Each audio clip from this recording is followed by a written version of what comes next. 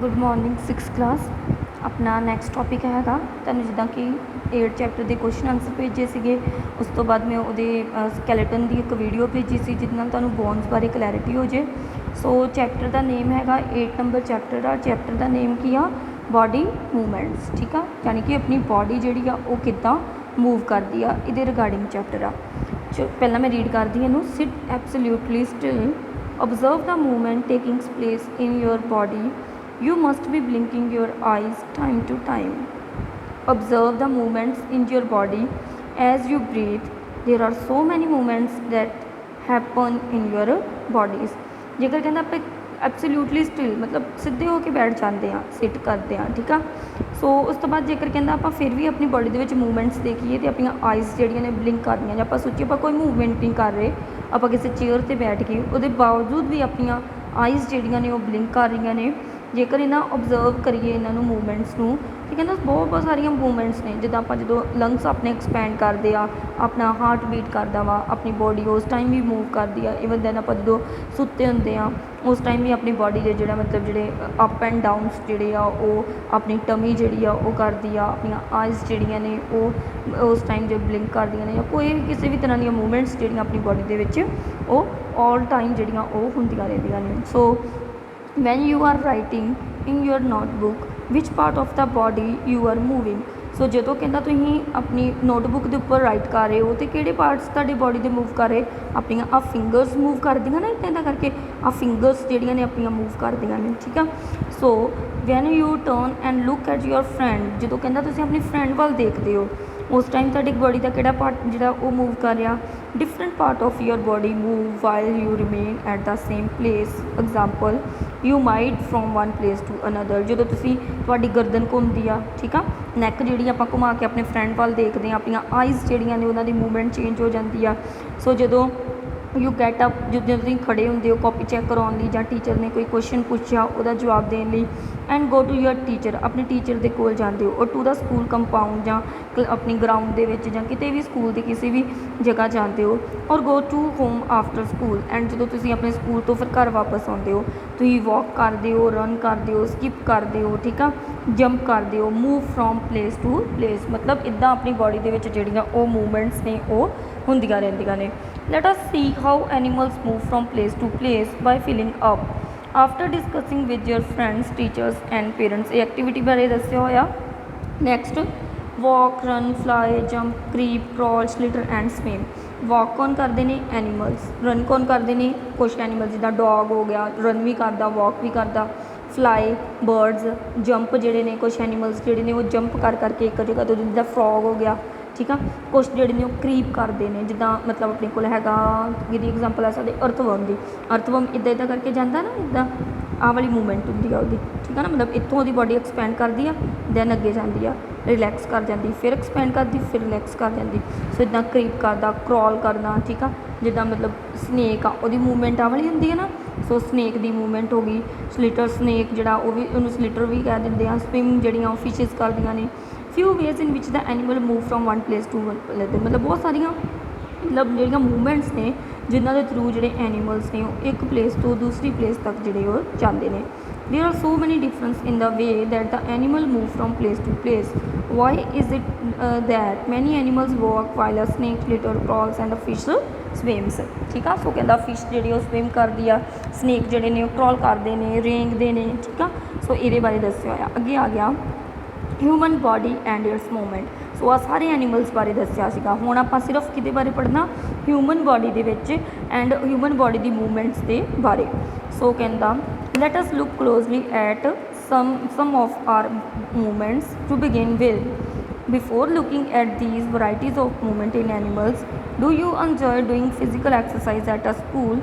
सो कहता एक physical activity करिए, जिस फिजिकल एक्टिविटी के आप की करते हैं कि आप की करिए एक स्केल लै लीए लेंथ वाइज उन्होंने इदा बन दिए। जो आप स्केल में इदा बन देंगे, जेकर हम तुम अपनी जी मतलब आम आ जेकर उन्होंने बैंड करने की कोशिश करोगे कि वो बैंड करेगी नहीं करेगी, क्योंकि उन्होंने आप दोनों साइज़ तो टाई किया होया। इट मीनस इतों अपन की पता लगा कि अपने आम की जी मूवमेंट आ वो रुक गई। हुण क्यों रुक गई? क्योंकि अपनी एल्बो के की एक जॉइंट आ, इत्थे एल्बो के एक जॉइंट आ ना, तद ही आप अपनी एल्बो जी इदां करके मूव करा सकते हैं, ठीक है।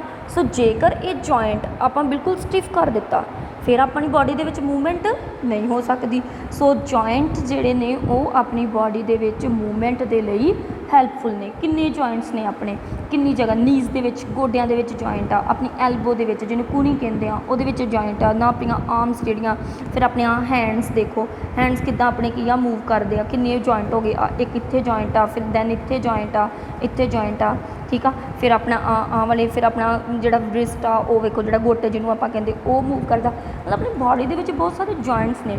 इन्हां जॉइंट्स बारे पढ़ना कि इन्हां जॉइंट्स नूं आपां की कहंदे आ एंड ये किद्दां फंक्शन करते हैं, ठीक आ। सो did you notice that we are able to bend or rotate our body in place where two parts of the body seems to be joined together like elbow, shoulder, neck। shoulder ਦੇ ਵਿੱਚ अपनी बाजू ਦੇ ਵਿੱਚ ना तद ही आप अपनी बाजू ਨੂੰ रोटेट कर सकते हैं, मतलब अपनी ਜਿਹੜੀ ਬਾਂਹ ਆ ਉਹਨੂੰ ਘੁਮਾ ਸਕਦੇ ਹਾਂ। ਨੈਕ ਦੇ ਵਿੱਚ ਇਹਨਾਂ ਨੂੰ ਆਪਾਂ ਜੁਆਇੰਟਸ ਕਹਿੰਦੇ ਆ, ਠੀਕ ਆ। ਸੋ ਬੋਨਸ ਕਹਿੰਦਾ can not be band. Bonus ਕਦੀ ਹੁਣ ਇੱਥੋਂ ਲੈ ਕੇ ਜੇਕਰ ਮੇਰੀ ਇੰਨੀ ਇੱਕ ਬੋਨ ਹੋਵੇ, एक मिनट एग्जाम्पल देंदी हाँ मैं तुहानूं, जेकर अपनी इन्नी आम अपनी मतलब एल्बो तो नीचे नीचे इन्नी आम आ, ठीक आ। सो एक बोन आ ना इत्थे, वो बोन कदी मूव कर सकती, कल्ली बेंड कर सकती है जिन्नी देर तक बोन्स, दो बोन्स दे विच एक जॉइंट नहीं होएगा उन्नी देर तक अपनी कोई भी जिहड़ी आ वो मूवमेंट पॉसीबल नहीं आ। सो जॉइंट जिहड़े ने वो हैल्प करते हैं। So how do we bend our elbow? It is not one long bone from upper arm to our waist. It is different bones joined together at the elbow. There are many bones present in each part of the body. We can bend or move our body only at those points where bones meet। जिथे दो bones meet करदियां ने उत्थों ही आप अपनी body ਨੂੰ move कर सकते हैं। अदरवाइज पूरी दी पूरी लॉन्ग बोन जिहड़ी आ वो कभी भी बेंड नहीं कर सकती। सब तो पहला अपने को होंदा कहंदा अपने को डिफरेंट टाइप के जॉइंट्स ने अपनी बॉडी दे विच, ठीक है, जिन्हां दे विच कुछ जॉइंट्स बारे तुहानूं पढ़ाउणगे। सब तो पहला अपने को आ जांदा बॉल एंड सॉकेट जॉइंट। ये कित्थे प्रेजेंट आ? ये अपने कित्थे शोल्डर विच प्रेजेंट आ, ठीक आ। शोल्डर दे विच किद्दां राजे आप अपनी जिहड़ी आर्म आ उन्होंने जेकर तुसीं घुमा के देखो उन्होंने पूरी नूं तुसीं मतलब 360 डिग्री ते घुमा सकते हो ना, पूरी दी पूरी जो अपन एक्सरसाइज कराते हैं पूरी आप गोल सर्कल दे विच अपनी जिहड़ी आर्म आ उन्होंने घुमा सकते हैं। सो जिहड़ी बोन दे विच मतलब जेकर इहदे विच किद्दां जिद्दां आ एक कप शेप आ ना कुछ, इहदे विच आपां एक बॉल फिट कर दईए इदां, ठीक आ।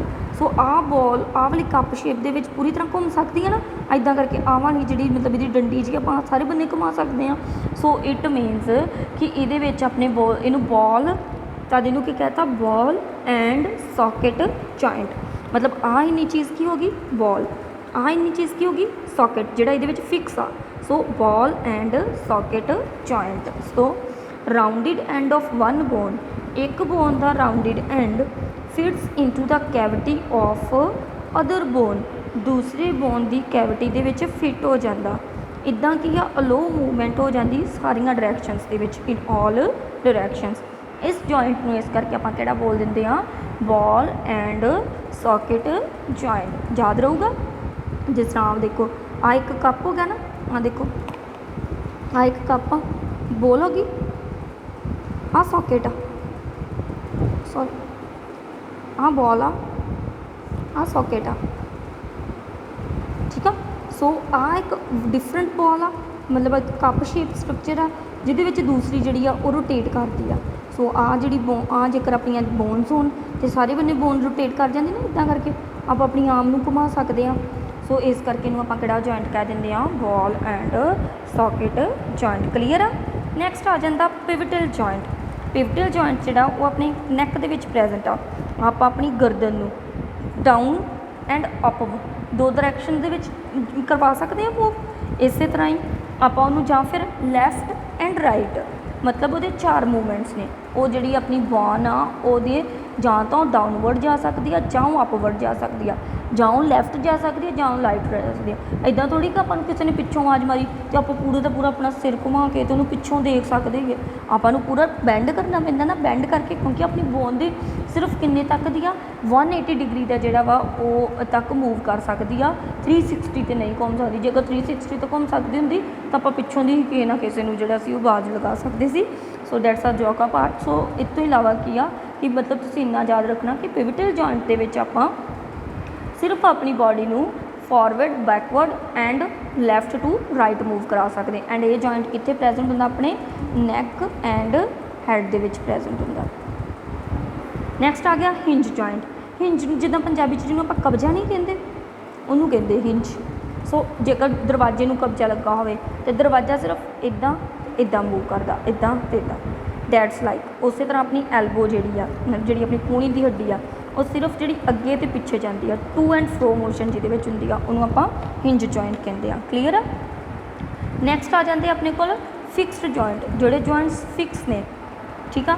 When you open your mouth wide, ਮਤਲਬ ਆਪਣਾ ਲੋਵਰਸ ਆ, ਆਪਣਾ ਜਿਹੜੇ ਨੀਚੇ ਵਾਲੇ ਦੰਦ ਨੇ, ਠੀਕ ਆ, ਉਹਨੂੰ ਸਿਰਫ ਆਪਾਂ ਉੱਪਰ ਵਾਲੇ ਦੰਦ ਉੱਪਰ ਨੂੰ ਨਹੀਂ ਜਾਂਦੇ। ਜਦੋਂ ਵੀ ਆਪਣਾ ਮੂੰਹ ਆਪਾਂ ਖੋਲ੍ਹਦੇ ਹਾਂ ਤਾਂ ਆਪਣੇ ਸਿਰਫ ਜਿਹੜੇ ਨੀਚੇ ਵਾਲੇ ਜਿਹੜੇ ਦੰਦ ਨੇ ਉਹ ਨੀਚੇ ਨੂੰ ਜਾਂਦੇ ਨੇ, ਉੱਪਰ ਵਾਲੇ ਦੰਦ ਉੱਪਰ ਨੂੰ ਨਹੀਂ ਜਾਂਦੇ। ਸੋ ਇਹਨੂੰ ਫਿਕਸਡ ਜੁਆਇੰਟ ਕਹਿੰਦੇ ਨੇ, ਜਿਹਦੇ ਵਿੱਚ ਟਰਾਈ ਟੂ ਮੂਵ ਅੱਪਰ ਜਾ ਨਾਓ। ਅੱਪਰ ਜॉ ਨਹੀਂ ਨਾ ਜਾਂਦਾ, are you able to move it? ਨਹੀਂ, ਆਪਾਂ ਇਹਨੂੰ ਮੂਵ ਨਹੀਂ ਕਰਾ ਸਕਦੇ। There is a joint between the upper jaw and rest of the head. ਆਪਣੇ upper jaw and rest of the head ਦੇ ਵਿੱਚ ਬਾਕੀ ਜਿਹੜਾ ਹੈਡ ਰਹਿ ਜਾਂਦਾ ਉਹਦੇ ਵਿੱਚ ਕੀ ਇੱਕ ਜੁਆਇੰਟ ਆ, ਜਿਹਨੂੰ ਆਪਾਂ ਕੀ ਬੋਲ ਦਿੰਦੇ ਹਾਂ? Fixed joint. ਸੋ ਇਸ ਤੋਂ ਬਾਅਦ ਕਹਿੰਦਾ ਕਿ ਆਪਣੀ ਬਾਡੀ, ਜਿੱਦਾਂ ਆਪਾਂ ਇੱਕ ਡੋਲ ਬਣਾਉਣੀ ਆ ਜਾਂ ਕੁਛ ਵੀ ਬਣਾਉਂਦੇ ਆ, ਠੀਕ ਆ, ਉਹਦੇ ਵਾਸਤੇ ਪਹਿਲਾਂ ਆਪਾਂ ਨੂੰ ਇੱਕ ਫਰੇਮਵਰਕ ਤਿਆਰ ਕਰਨਾ ਪੈਂਦਾ ਨਾ। ਠੀਕ ਆ। ਜਿੱਦਾਂ ਦੁਸਹਿਰਾ ਬਣਾਉਂਦੇ ਆ, ਦੁਸਹਿਰਾ ਜੋ ਤੁਸੀਂ ਬਣਦਾ ਕਦੀ ਦੇਖਿਆ ਹੋਣਾ, ਪਹਿਲਾਂ ਉਹਦਾ ਇੱਕ ਢਾਂਚਾ ਜਿਹਾ ਬਣਾਉਂਦੇ ਆ ਨਾ, ਮਤਲਬ ਸਟਿਕਸ ਲੈ ਕੇ, ਜਿਹੜੀਆਂ ਨੇ ਬੈਂਬੂ ਸਟਿਕਸ ਲੈ ਕੇ, ਉਹਦੇ ਨਾਲ ਮਤਲਬ ਜਿਹੜੇ ਬਾਂਸ ਲੈ ਕੇ ਇੱਕ ਢਾਂਚਾ ਜਿਹਾ ਤਿਆਰ ਕਰਦੇ ਆ, ਫਰੇਮਵਰਕ ਤਿਆਰ ਕਰਦੇ ਆ। ਜਸਟ ਲਾਈਕ ਆਪਣੀ ਬਾਡੀ ਦੇ ਲਈ ਇੱਕ ਫਰੇਮਵਰਕ ਬਣਿਆ ਹੋਇਆ, ਜਿਹਦੇ ਉੱਪਰ ਆਪਣੀ ਬਾਡੀ ਦੇ ਉੱਪਰ ਮਸਲਸ ਲੱਗ ਕੇ ਆਪਣੀ ਬਾਡੀ ਔਰਗਨਸ ਫਿੱਟ ਹੋ ਕੇ ਆਪਣੀ ਬਾਡੀ ਜਿਹੜੀ ਆ ਉਹ ਕੰਪਲੀਟ ਹੁੰਦੀ ਆ। ਸੋ ਉਸ ਫਰੇਮਵਰਕ ਨੂੰ ਆਪਾਂ ਕੀ ਬੋਲ ਦਿੰਦੇ ਆ? ਸਕੈਲੇਟਨ। ਕੀ ਬੋਲਦੇ ਦਿੰਦੇ ਆ? Skeleton. So the framework to give the shape is called all the bones in our body also form a framework to give shape of to our body. This framework is called the skeleton. So ਇਹਨੂੰ ਆਪਾਂ ਕੀ ਬੋਲ ਦਿੰਦੇ ਆ? skeleton। ਆ ਪੂਰੇ ਦਾ ਪੂਰਾ। ਸੋ ਇੱਥੇ ਕਿਹੜਾ ਜੁਆਇੰਟ ਪ੍ਰੈਜੈਂਟ ਆ? ਬॉल ਐਂਡ ਸੌਕਟ ਜੁਆਇੰਟ। ਠੀਕ ਆ। ਸੋ ਆ ਜਿਹੜਾ ਜੁਆਇੰਟ ਆ ਕਿਹੜਾ ਹੋ ਗਿਆ? ਫਿਕਸ। ਆਪਣੇ ਹੈਡ ਐਂਡ ਲੋ ਅੱਪਰ ਜਾ ਦੇ ਵਿੱਚ ਇੱਕ ਜੁਆਇੰਟ ਆ ਜਿਹੜਾ ਫਿਕਸ ਆ। ਠੀਕ ਆ। ਇਸ ਤੋਂ ਇਲਾਵਾ ਆਪਾਂ ਕਿਹੜਾ ਪੜ੍ਹਿਆ ਸੀਗਾ? ਐਲਬੋ ਵਾਲਾ ਹਿੰਜ ਜੁਆਇੰਟ।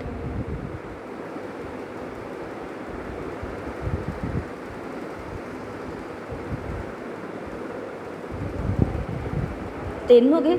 ਇੱਕ ਆਪਣੇ ਇੱਥੇ ਜੁਆਇੰਟ ਪ੍ਰੈਜੈਂਟ ਆ ਪਿਵਟਲ ਜੁਆਇੰਟ, ਜਿਹਦੇ ਨਾਲ ਆਪਣਾ ਹੈਡ ਜਾਂ ਤਾਂ ਅਪ ਮੂਵ ਕਰੂਗਾ ਜਾਂ ਡਾਊਨਵਰਡ ਜਾਂ ਇੱਧਰ ਨੂੰ ਲੈਫਟ ਜਾਂ ਰਾਈਟ। ਸੋ ਆਹ ਜਿਹੜਾ ਜੁਆਇੰਟ ਆ ਇਹ ਕਿਹੜਾ ਹੋ ਗਿਆ? ਪਿਵਟਲ ਜੁਆਇੰਟ। ਕਲੀਅਰ ਹੈ ਰਾਜੇ? 4 ਜੁਆਇੰਟਸ ਬਾਰੇ ਪੜ੍ਹਿਆ ਆਪਾਂ। ਨੈਕਸਟ ਆਪਣੇ ਕੋ ਆ ਗਿਆ ਕਿ ਆਪਣੇ ਐਕਸਰੇਜ਼ ਬਾਰੇ ਵਿੱਚ ਦੱਸਿਆ ਹੋਇਆ ਕਿ ਜੇਕਰ ਆਪਣੀ ਕੋਈ ਬੋਨ ਕਰੈਕ ਹੋ ਜਾਂਦੀ ਆ ਤਾਂ ਆਪਾਂ ਐਕਸਰੇ ਕਰਵਾਉਂਦੇ ਹਾਂ। ਸੋ ਉਹਨਾਂ ਐਕਸਰੇਜ਼ ਦੇ ਵਿੱਚ ਆਪਾਂ ਨੂੰ ਤਾਂ ਬੋਨਸ ਜਿਹੜੀਆਂ ਉਹ ਨਜ਼ਰ ਆਉਂਦੀਆਂ ਨੇ। ਨੈਕਸਟ ਆ ਗਿਆ ਆਪਣੇ ਕੋਲ ਰਿਬ ਕੇਸ। ਆਪਣੇ ਜਿਹਨੂੰ ਆਪਾਂ ਪੰਜਾਬੀ 'ਚ ਆਪਣੀਆਂ ਪਸਲੀਆਂ ਕਹਿੰਦੇ ਆ। ਠੀਕ ਆ।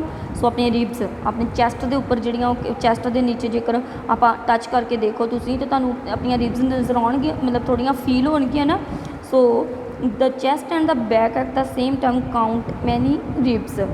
The ribs are curiously bent, they join the chest bone, ਜਿਹੜੇ ਜੁਆਇਨ ਕਰ ਜਾਂਦੀ ਚੈਸਟ ਬੋਨ ਦੇ ਨਾਲ the backbone together to form a rib cage। ਇੱਦਾਂ ਕਰਕੇ ਇੱਕ ਬਾਕਸ ਲਾਈਕ ਸਟਰਕਚਰ ਬਣ ਜਾਂਦੀ ਹੈ, ਜਿਹਨੂੰ ਆਪਾਂ ਕੀ ਬੋਲ ਦਿੰਦੇ ਹਾਂ?